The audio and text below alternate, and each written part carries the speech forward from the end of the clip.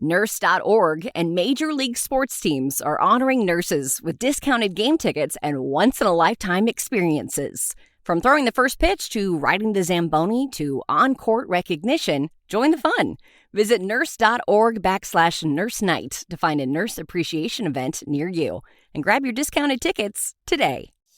You're listening to Nurse Converse, presented by Nurse.org, a collaborative podcast amplifying diverse nurse voices. Get ready for a dose of inspiration, a sprinkle of education, and a whole lot of community. Hey guys, it's Jana Price. Thanks again for joining me on this episode of Nurse Converse. I am beyond excited not only to have somebody from my hometown in the South, but to have Courtnee Stagner on. A lot of you're going to know Courtney because she and her husband do some pretty funny content. If you've seen the funny nurse holding up the signs and her husband trying to guess, well, this is your girl right here. This is Courtney. While Courtney is a funny gal, she's actually got a great story in nursing. And we're going to touch on some subjects today that are funny, but we're also going to be talking about what Courtney is really passionate about, and that's palliative care and nursing. Courtney, I want you to go ahead and start out and tell us, what is your current role in nursing? And before we get started, I do want to congratulate you because Courtney is expecting a baby here shortly. So congratulations. So start us out and tell us what you're doing right now currently in nursing. Right now, I graduated with my family nurse practitioner and my psych mental health nurse practitioner back in 2018. Ever since I became a nurse practitioner, I have worked in hospice or palliative care. I am currently a palliative care consult here in Mobile. I go around, have goals of care conversations with families, patients that have been in the hospital a long time, have really unfortunate diagnoses. They just have to figure out what their next steps are going to be. And we just kind of lay out the options for them going forward about services that we can offer outside of the hospital or inside the hospital. Now, where did you always wanted to do this? Is this where you started out? To be honest, I always tell people I came from a critical care background. I did cardiac ICU, open heart, medical ICU. Critical care was my area. That is where I love to be. Then hospice kind of found me. I had just had my son Jackson, and I was looking for like a part-time position. Hospice offered me a position that, was suitable for my schedule. I was able to raise my child, and I was like, I don't know about this hospice. Like, I went from critical care, taking care of all these drips and things, to just saying, let it go, just let's stop everything. Cause that was my thought about what hospice and palliative care was. And ever since then, I learned more. I've seen the benefit of it and I've fallen in love with it. I've seen the need, and that is my passion now. All of us nurses out there, if you've worked in really any form of critical inpatient care, we're coming across that moment. Death is a part of life, and having a nurse who, it is a special calling, because in those moments of passing, the family not only is important to the patient, but it's so important to the family. You are not only treating the patient, you're equally as much caring for that family. And I think it's a gift and a calling to look at it that way, not say, I am just strictly here to pass these medicines or, provide care that's for this patient. However many people are in that room, if they happen to be there or during the process, you're providing nursing care to them as well. And you're using so many skills that you come from nursing. Do you feel for our younger nurses listening out there and maybe who are thinking about going into this field? What would you say if they're interested in this, learn in that critical care or whatever field they're in right now? What can they take from this? How can they learn from their med-surg, their critical care, going into palliative care? What are some critical things that they need to pick up and learn before they step into this role? In my experience, when I was in critical care, even med-surg, I did a little bit of med-surg too, is that patient has a life outside of that hospital. I always would ask them now, before, not so much, because I felt like I was just treating machines. I was treating values. That person is a soul, and they have family members that love them. And if their family starts reacting in a certain way, it's honestly just a grief. It's kind of a showing of grief. It is completely appropriate. Sometimes everybody shows that differently, but that person, you want to see what's valuable to that patient. Always ask them, what is your priority in this life? If you could get out of this hospital, what do you enjoy doing? And so I always treat everybody as a human now. Like sometimes nursing, you get to where you're just going through the motions. I hate to say that, but I mean, in order for us to be emotionally stable, we kind of have to put a block on those emotions and not get too attached to people. But it really does help when you know what they care about, who cares about them, what they do outside of the hospital. Those things just kind of make them, that just brings the humanity to that patient. So I always start by asking them, what is important to you in your life? Absolutely. And just start a conversation there. Are there any specific times that you can remember something or a patient that just really touched you, or a situation that touched you that drove home, this is where I'm supposed to be and this is what I'm supposed to be doing? Recently, I would say all of my hospice patients, I did inpatient hospice, but I really didn't get to talk to them much. But ever since I've been in the hospital and having more goals of care discussions, there are patients that weigh heavily on me, and they're the patients that get the bad news really quickly. And I just had one recently last week who had that sense of impending doom, and their only wish was to get out of the hospital and see their dog. And this patient kept asking us, when am I getting out? When am I getting out? And we just kept telling them, hold on. We've got to get everything set up for your discharge. You will see your dog. You will feel your dog. As soon as he got out, saw his dog, and he passed away within hours after that. And it was just like that. The patients know when they're going to die a lot of times. They know they have this sense of impending doom. And it's like whenever they tell you, I always have patients tell me, this is when I'm not going to be here this day. You always listen to that because they know what's going on with them a lot of times. But it's just those patients. It's not just this particular one, but there's a lot of patients who are like, you've got to get me out of here. You've got to listen to those patients, because if they do not want to die in a hospital, you've got to make that happen. And most of the time, as soon as you get them out, they pass away. And it's a beautiful, I mean, I think that would be, that's the best case scenario in that setting. That is not the place that they want to die, but I think that's the best scenario that could possibly happen for them, is to get out and pass away.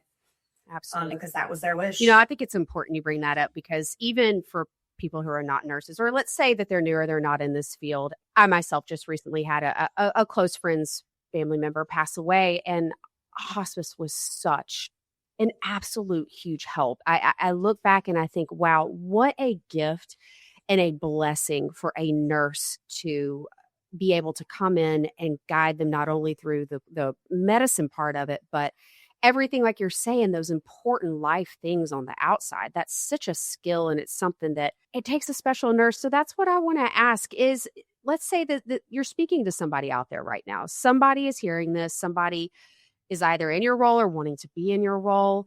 How do you get here? What advice can you give to nurses that show us the steps? How do you become a palliative care practitioner?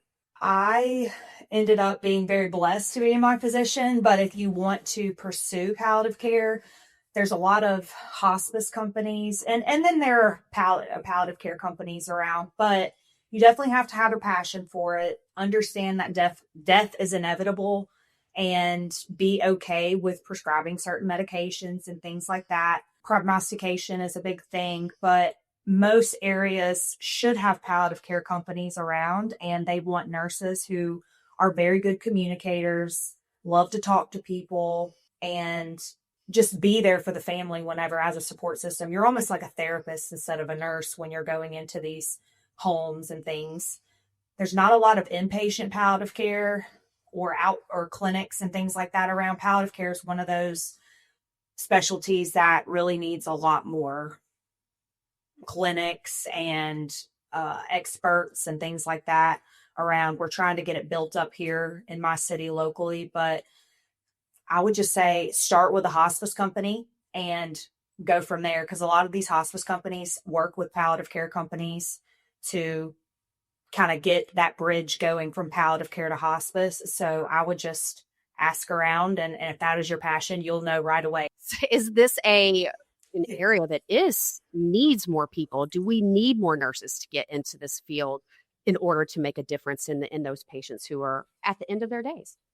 I think so. I just went to, I think it was back in last year sometime in the beginning of the fall, I went to a conference up in Montgomery, Alabama, and met with some of their hospice and palliative care specialists.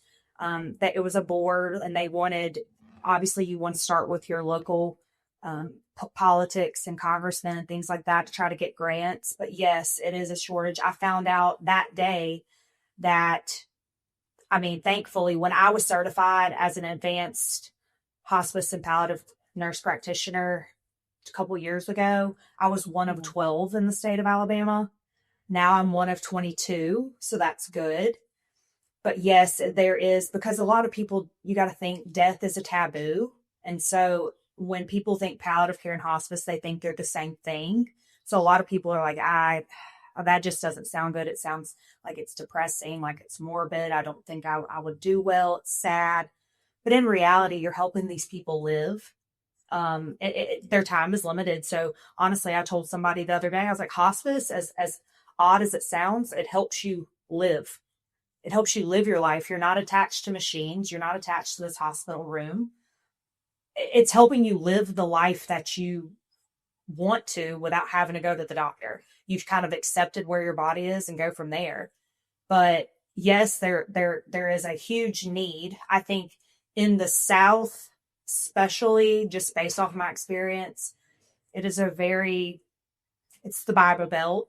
And a lot of people think that healing is always on earth. And I always want to think death is coming for all of us. It's just, how do you want to spend those last days? And so it's very hard to get these really Southern, religious people to understand that all healing is not earthly. And I don't want to sound like I'm, bashing their hope or anything. We all have hope. But I always say, if God's going to perform a miracle, he can do it, whether it's in this hospital, at home, at a nursing home, at a hospice facility. But you don't want to take the chance of somebody dying in the hospital. But it's just, I think that it's more progressive and more accepted in like the northeast states, even in the West Coast and things like that. But down here where I am, it is a huge need, a huge shortage. And it's mainly due to people just wanting to fight. They feel like they're giving up if they don't. So, yes, I would say there is a lack of services especially where I am here. And I think nationwide, honestly. I hate to say it, the sicker this is a very sick country. We have very sick patients, and we are. People are on their way out. We see it all the time as nurses. We know there's no sugarcoating it. People are sicker than they've ever been. And death is coming. So to have, like you said, I love how you said, you're living. Palliative care is living and letting you live out what you have left of your life, doing what you want to do, not attached to a machine, not in a doctor's office, and not in a hospital, which is fabulous. One thing you brought up, a taboo, and I want to talk about it because I think this will be some good education, and I know you've got some good info. Let's talk about morphine and dying. It is a taboo, and me being South, it is a lot of people have a lot of questions, and even a lot of new nurses. When I was still at Bedside, which wasn't that long ago, many of my nurses could not wrap their mind around us giving morphine to somebody who's dying. So clear that up for us. Tell us about it. So morphine is an opioid. It is used in hospice because it works the best to relax the body. It helps with what we call air hunger, respiratory distress, tells the body, calm down, relax. It's a vasodilator, so it opens up those vessels, allows your lungs to get a good deep breath instead of panting.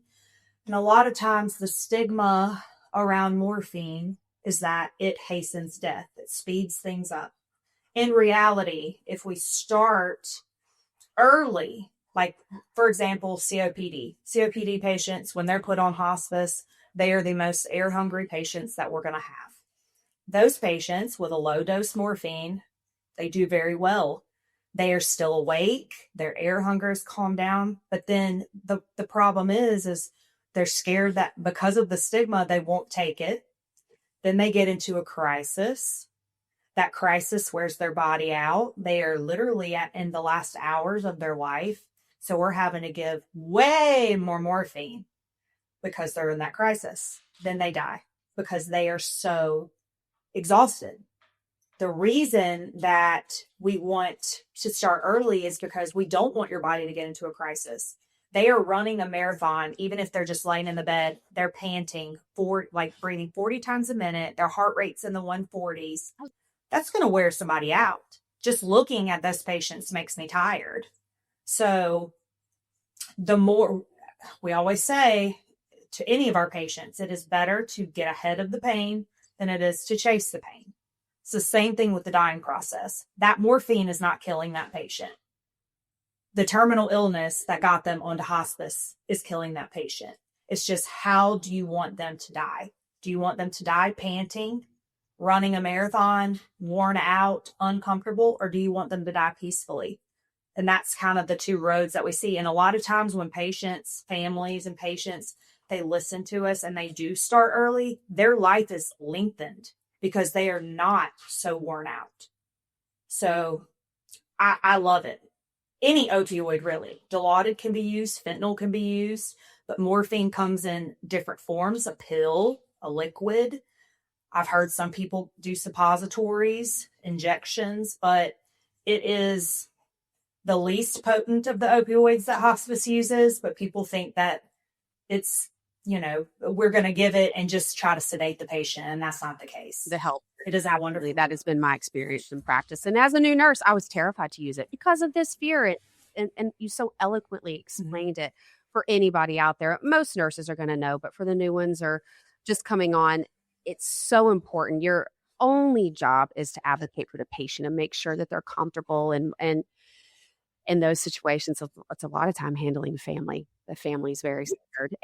And to a lot of people, dying is scary. It's a very scary process because it's unknown and we only do it once in life, right? So it's very unknown.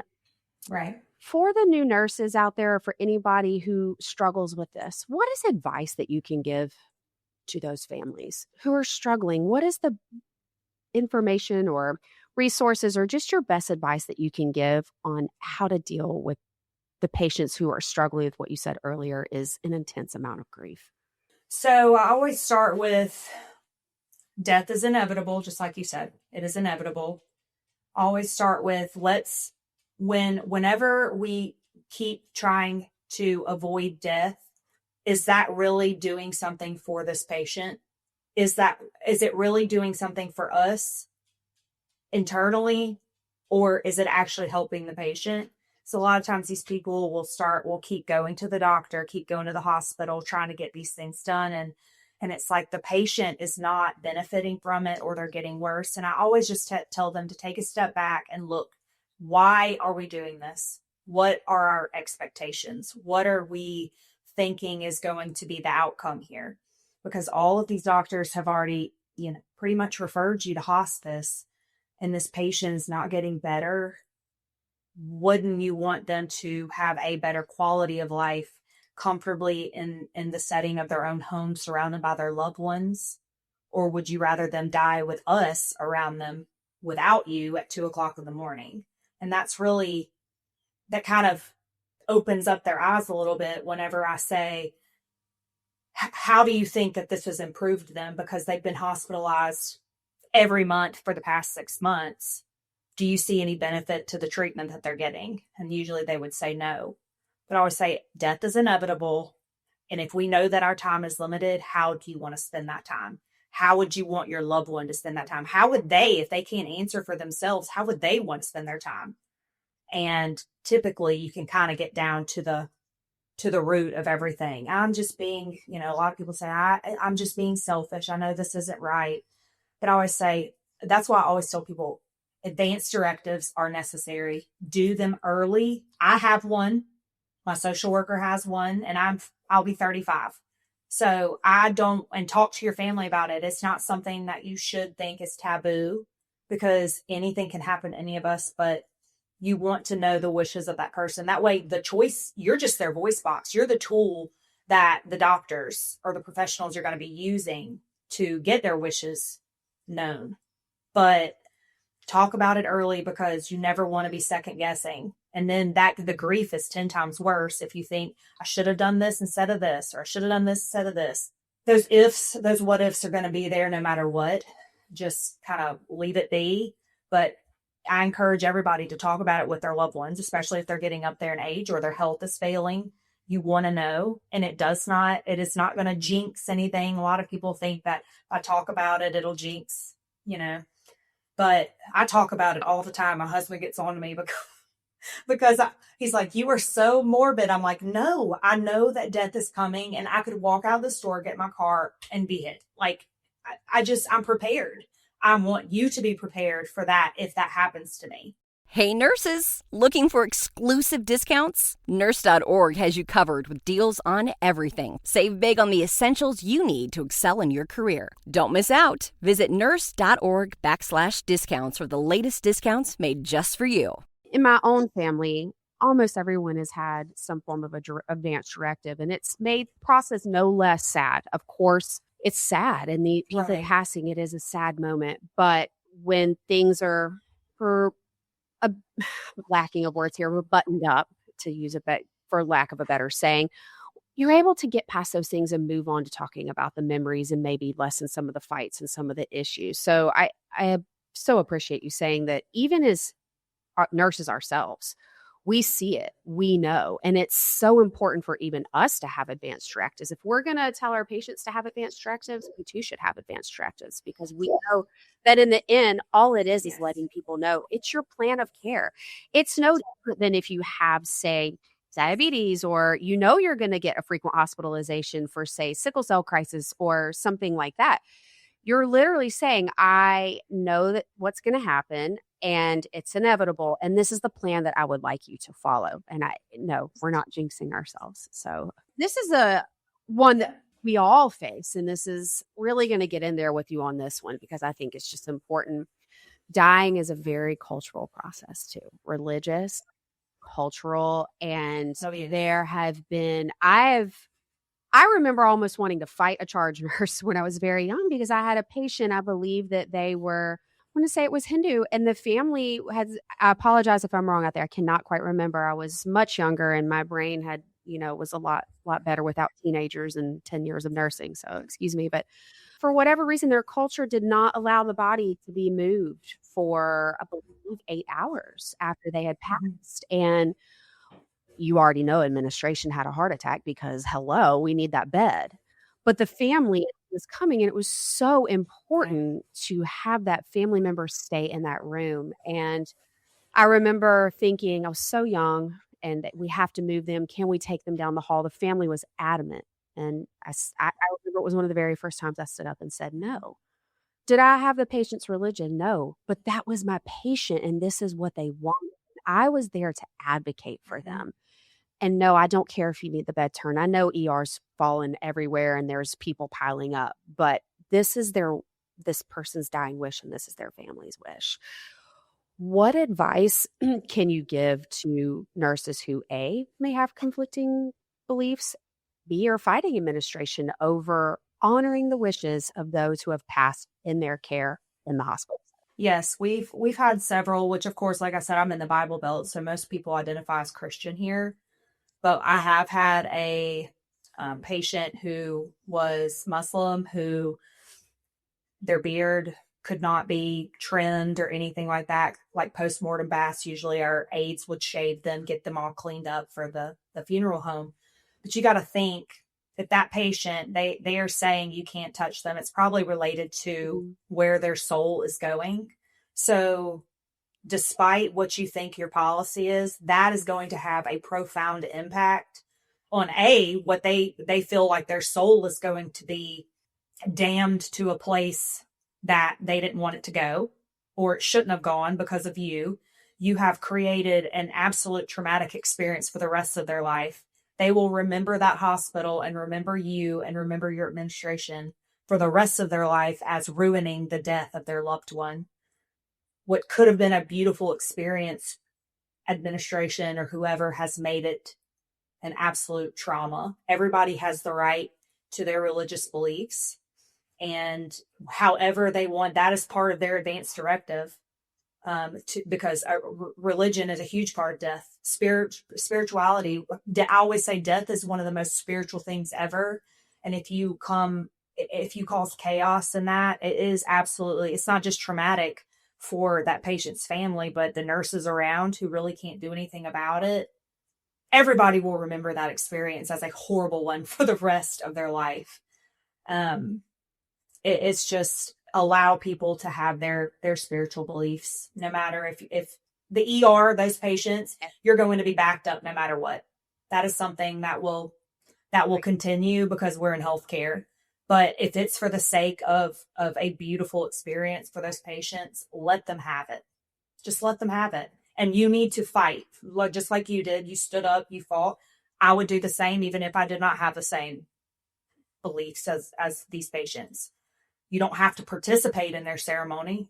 Just allow them to do it. This is what makes them comfortable. And this is part of the dying experience. And, you know, bring it up. I know I follow you on Instagram and TikTok. And so we're going to shift gears a little bit here. And I want to go into something here first with, I know that you're very vocal about your religious and spiritual beliefs. And how has that shaped how you practice in a part of nursing that is death? How does that shape how you approach your patients and how, you know, where it's brought you this far? Like I mentioned before, most of the beliefs on death and dying here are based off of earthly healing. And so if I know that I have the same religious beliefs, Christianity, as these families or patients, and God's going to heal me on earth, I always kind of bring back, I read the Bible. I've asked them, have you read the Bible? Do you remember the story of Lazarus? He rose from the dead, but he died again.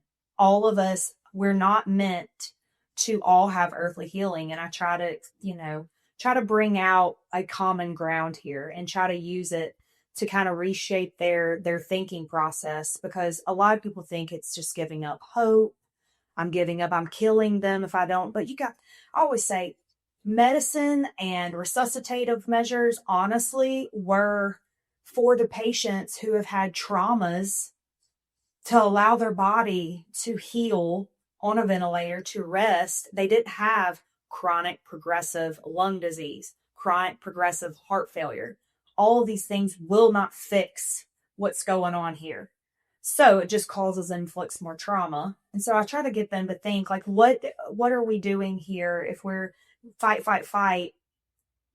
Also, I don't want your vision or your thought of God to be tainted because your faith is so strong that he's going to be healed in an earthly, a physical basis. I don't want that to skew your faith. I don't want it to topple over because you believe so deeply that this patient is going to be healed. And I was like, but healing happens in eternity. We're going to have a brand new body when we walk through those pearly gates. Allow that. I always say allow that. And I posted, I believe I posted a TikTok video probably a couple weeks ago about this. The most religious, faith-based people are so just aggressive. They will not let their loved one die a natural death. And I was just like, why? I just couldn't wrap my head around it. And I wanted people's opinions on it. And it's just part of our humanity. We are human. We want to be selfish. We want to keep those people close to us. But is that really our loved one on that machine, or is it that machine that's breathing for them? I don't want to keep my loved one on this earth in suffering when I just let him go and be with the Lord. And that's just, I just try to have that common ground. And I just tell him, I have the same, I'm a Christian, but let's talk this out. I'm going to share my beliefs with you from the Bible. I give you I give them passages from the Bible, stories from the Bible. And a lot of times they feel comfortable because I am comfortable enough to share my religious beliefs. I'm not just thinking that man is in control. And a lot of times that is also an issue. They think, oh, you know more than God. You're trying to play God. But I'm like, who's actually playing God here? Is it me, or is it this machine that we're pumping air into these lungs? We are sustaining them. So it does help, especially in my area. Now, if they don't have the same beliefs that I do, I just strictly statistics and experiences and what's going on, just physical things. That's where my science brain just kicks on. No matter what, we treat them with respect. We love them no matter what. And I know you have such a really great following, and your content is really awesome and encouraging and funny. And you're very vocal about how you're so accepting and you're so loving. And it's just, honestly, you have such a great disposition and really encouraging and loving. Any advice? Is there just in nursing, we have these young ones that we're bringing up, but then we have the nurses out there who are just burnt out. We're all going through it. It's just a tough time. What kind of encouragement can you give to anybody out there listening who's struggling, who needs a moment of encouragement? You got to find a hobby after work, a way to decompress, whether that be through faith-based scripture reading, meditation, self-care. Take those PDO days, take vacations. Do not overwork yourself. That is a concoction, a recipe for disaster. You've got to give yourself a break and just know you do everything you can for your patients. Do the right thing, advocate for them. Know that just because they're a physician doesn't mean they always have the best interests of the patient. You be their voice. You advocate for them. And when you go to sleep at the end of the day and you close your eyes, you say, I did the best I can, and just leave it at that. You're only one person. This is a flawed system. We are trying to fix it, but you do what's best for your patient and you take care of yourself, because if you cannot pour from an empty cup. You've got to take your days off. You've got to decompress at the end of the day and just try to forget what happened on that shift. Again, Courtnee, thank you for coming on today. It's been such a pleasure. And guys, if you have not seen her content, if you need a good laugh and a good encouragement, Courtnee is definitely your girl. All right, guys, until next time, you guys have some great shifts and stay safe out there. Bye, guys. Thanks for joining Nurse Converse, brought to you by Nurse.org. Help us grow by leaving a 5-star rating and review on your favorite podcast platform. Nurse.org supports nurses with career and education tips, life advice, and breaking news. Thank you for all you do and for being you.